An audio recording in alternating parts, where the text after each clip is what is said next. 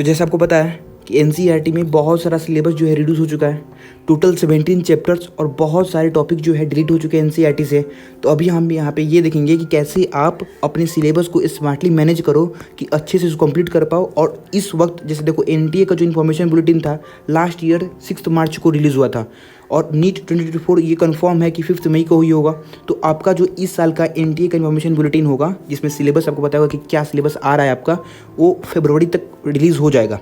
ठीक है, तो अब यहाँ पे हम ये देखेंगे कैसे आप अपना सिलेबस स्मार्टली कर पाओ।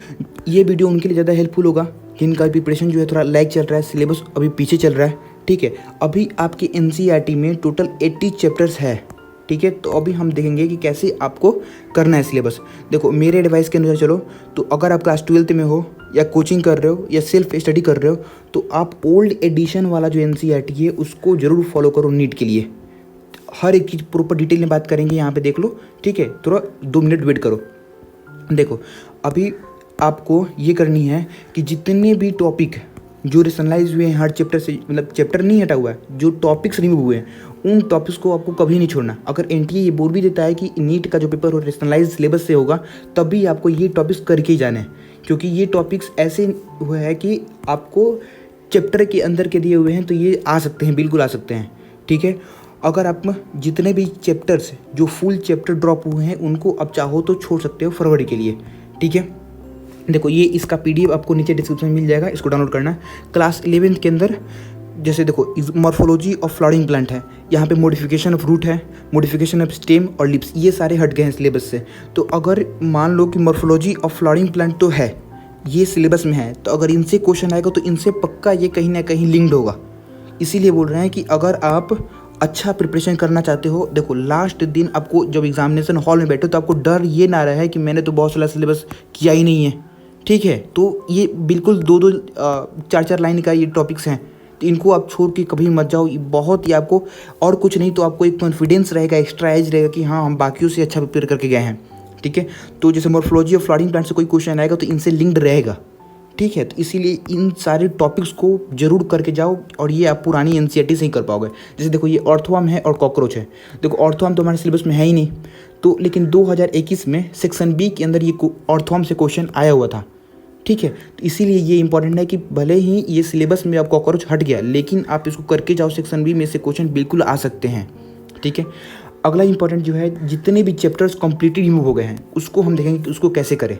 देखो अगर आप टेलीग्राम चैनल को मेरे ज्वाइन नहीं किए हो तो कर लो, मैं वहाँ पे बहुत अच्छे नीट का मटेरियल अपलोड करते रहता हूँ। ठीक है, देखो क्लास 11th में इतने चैप्टर जो है कम्प्लीटली रिमूव हो गए हैं। बायोलॉजी के अंदर 3 और केमिस्ट्री के अंदर 5 और फिजिक्स के अंदर 11th के अंदर भी और 12th के अंदर भी एक भी चैप्टर रिमूव नहीं हुआ है। ठीक है, देखो केमिस्ट्री वाला देखते हैं पहले।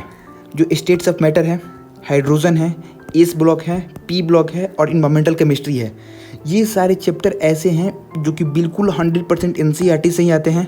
अगर आप जब इसको प्रिपेयर करोगे तो आप 100% एनसीईआरटी से ही करोगे। क्लास 12th के अंदर सॉलिड स्टेट है, सरफेस केमिस्ट्री है, मेटलर्जी है, पी ब्लॉक एलिमेंट्स है और पॉलीमर्स है और केमिस्ट्री इन एवरीडे लाइफ है। ये सारे चैप्टर्स भी 100% एनसीईआरटी से ही आप करोगे।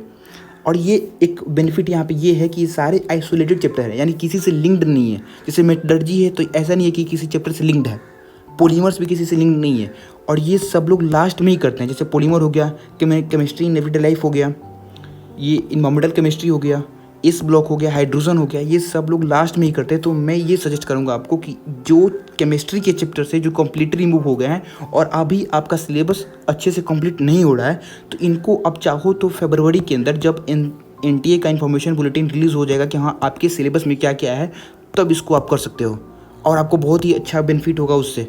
ठीक है, लेकिन देखो बायोलॉजी के अंदर है ये मिनरल न्यूट्रिशन चैप्टर, ये 4 से 5 पेज का चैप्टर है और इसे 2-3 क्वेश्चन आते ही आते हैं।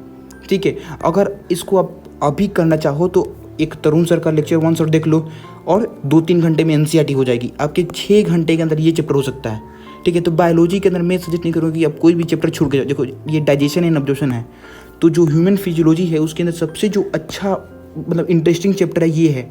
आपको फील आता है रियल बायोलॉजी का कि हाँ बायोलॉजी कैसा है, तो आप बायो तो छोड़ के मत जाओ, कोई भी हो, ना टॉपिक वाइज ना ही चैप्टर्स। लेकिन केमिस्ट्री के अंदर आप इसको जैसे पी ब्लॉक है, पूरी 11th की भी पी ब्लॉक है, पूरी 12th की भी ब्लॉक है, आप अगर ये टोटल केमिस्ट्री भी करोगे तो एटलीस्ट आपको 15 दिन लग जाएंगे अच्छे से इसको कंट्रोल करने में, ठीक है। तो आपको फिर ये गिल्ट रहेगा कि मैंने 15 दिन वेस्ट कर दिया, इसीलिए इसको आप वेट कर लो फरवरी तक, ठीक है। जब एनटीए का इन्फॉर्मेशन बुलेटिन हो रिलीज़ हो जाए तब इसको अच्छे से कर लेना। और फिजिक्स में तो भाई कोई सिलेबस रिड्यूस नहीं हुआ है, मतलब हुआ तो है टॉपिक वाइज हुआ है, लेकिन जैसे देखो यहाँ पे दे रखा है कि बहुत सारे छोटे छोटे टॉपिक्स को, रिलेटिव वेलोसिटी को इन्होंने हटा रखा है। तो ऐसा नहीं हो सकता कि नीट में जो है उस टॉपिक से क्वेश्चन नहीं आएंगे। तो फिजिक्स भूल जाओ, फिजिक्स बिल्कुल जैसे लास्ट ईयर किया था वैसे ही करो। केमिस्ट्री के अंदर अभी रुक सकते हो, ये जो टोटल 6 और 5 11 चैप्टर है इनके लिए। बाकी बायोलॉजी जैसे ये है, रिप्रोडक्शन इन ऑर्गेनिज्म है, बहुत ही छोटा चैप्टर है। इन्वायरमेंटल इशू है, कुछ नहीं, इसमें बस डाटा है, सारे याद करने हैं।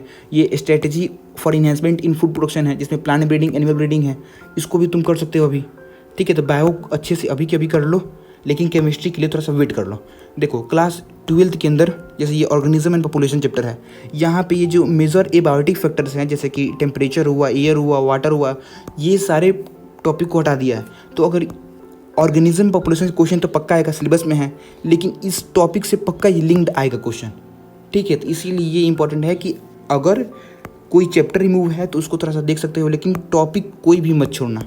इसीलिए ओल्ड एनसीईआरटी से करो तो ज़्यादा अच्छा है। तो फाइनल मेरा एडवाइस ये है कि ओल्ड एडिशन जो बुक है उसी को ही फॉलो करो। अगर आप 12th में भी हो, अगर नीट का प्रिपरेशन कर रहे हो तभी यही करो। जितने भी रेशनलाइज टॉपिक्स हैं उसको मत छोड़ना कभी भी। वो मतलब आप, मेन बात है आपका कॉन्फिडेंस नहीं आएगा चैप्टर में कभी भी। आप हमेशा ऐसे एम्प्टी फील करोगे कि नहीं मैंने बहुत सारा टॉपिक छोड़ रखा है, ठीक है। और ये टाइम नहीं लगेगा, इस छोटे छोटे टॉपिक्स को करने में आप तुरंत कर लोगे। और जितने भी ड्रॉप्ड चैप्टर हैं केमिस्ट्री के, इसको आप चाहो तो वेट कर सकते हो फरवरी तक, उसके बाद कर लेना। सब लोग लास्ट में ही करते हैं। और जो रिमेनिंग 80 चैप्टर्स है, जैसे मॉलिक्यूलर बेसिस ऑफ इनहेरिटेंस है, लास्ट ईयर 2023 के पेपर में इससे 9 क्वेश्चन आया हुआ है मॉलिक्यूलर बेसिस ऑफ इनहेरिटेंस से, समझ रहे हो। एक चैप्टर से बस 9 क्वेश्चन आया हुआ है। पूरे एक फिजिक्स के यूनिट से उतने क्वेश्चन नहीं आते, लेकिन एक चैप्टर में 6 क्वेश्चन बोटनी के अंदर और 3 क्वेश्चन जूलॉजी के अंदर आया हुआ है मॉलिक्यूलर बेसिस ऑफ इनहेरिटेंस से। तो जितने भी ये 80 चैप्टर्स हैं इसको तो अब अच्छे से करो, क्योंकि इससे कितने क्वेश्चन आ सकते हैं कोई नहीं कर सकता। सो थैंक्स लॉट पूरा वीडियो देखने के लिए। आपके जो भी कमेंट्स हो नीचे ज़रूर कमेंट करना। मैं अभी तक मेरे चैनल पे जितने भी कमेंट है मैंने उसको एक एक कमेंट को रिप्लाई किया हुआ।